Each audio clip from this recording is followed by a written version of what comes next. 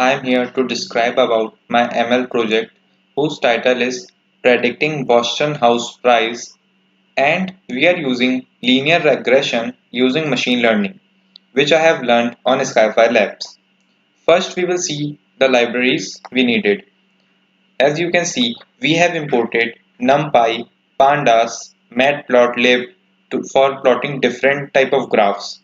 And then we imported function animation for animation in HTML. Then we have imported linear regression, load Boston, which is our title, and mean squared error to calculate error, and min max scalar, and then at last we have imported HTML. Then our first process is data pre-processing, which means we have to load data. And here we have loaded data. You can see the content which we got from inputting that. This is the content. Now we putting the data into pandas data frame.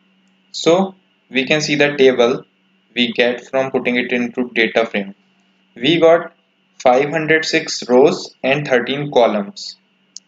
Now we can see that this is the feature column from which we can call any of the columns like nitrogen oxide, age, tax, etc.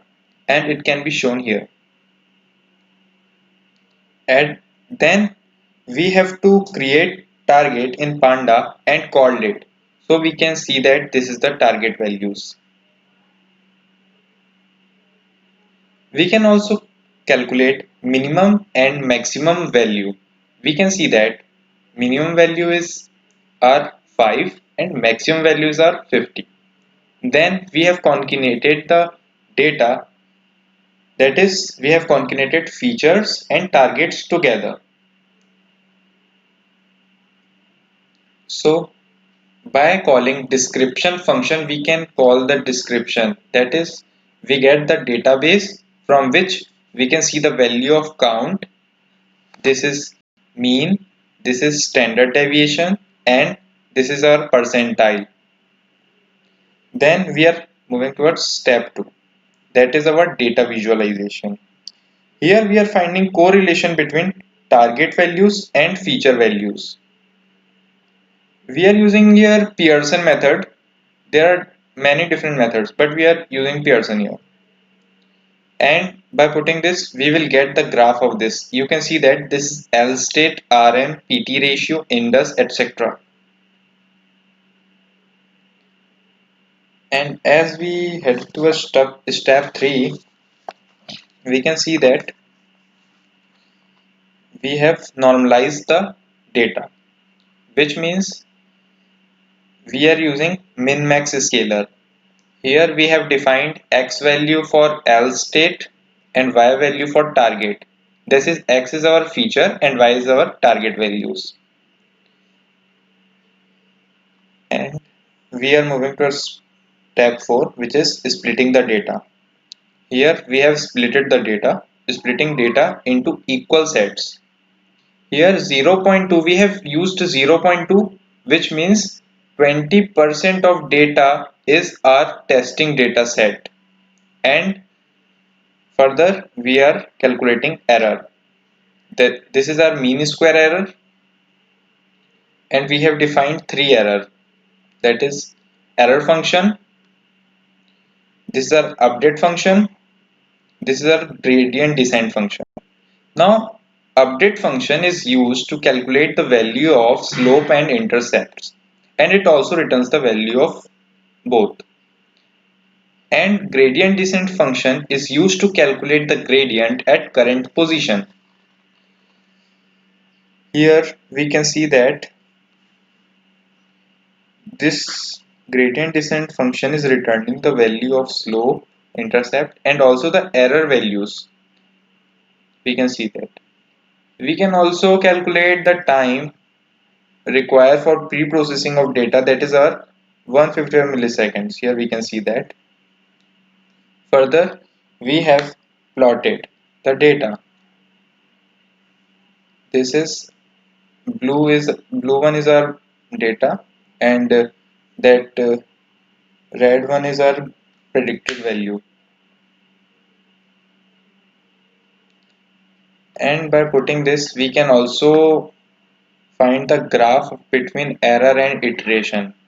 As the value of error is decreasing, it the value of error is decreasing as iteration is increasing. Now, this is our visualization of model. We have using here func animation function, which is used to provide our animation, the value, the graph between target value and predicted value. So we can see here the animation, we can call it.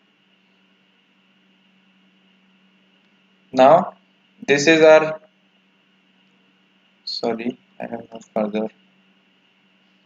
This is our,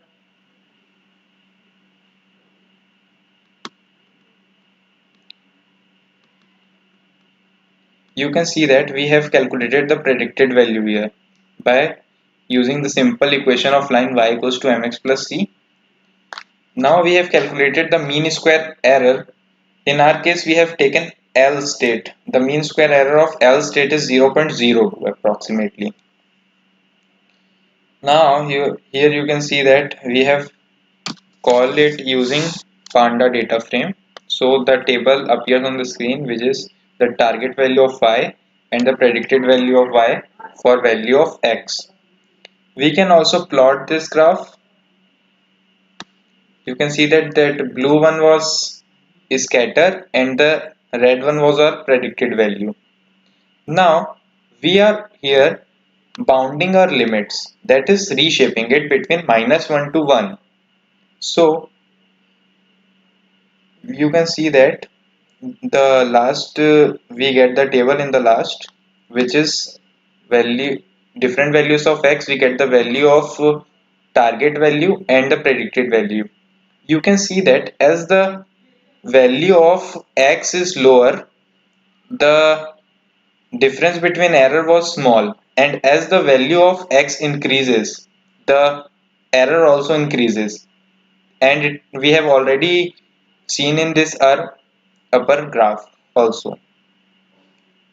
So this is our project ends here. Thanks everybody, and if you like this video, please share and subscribe. Thanks.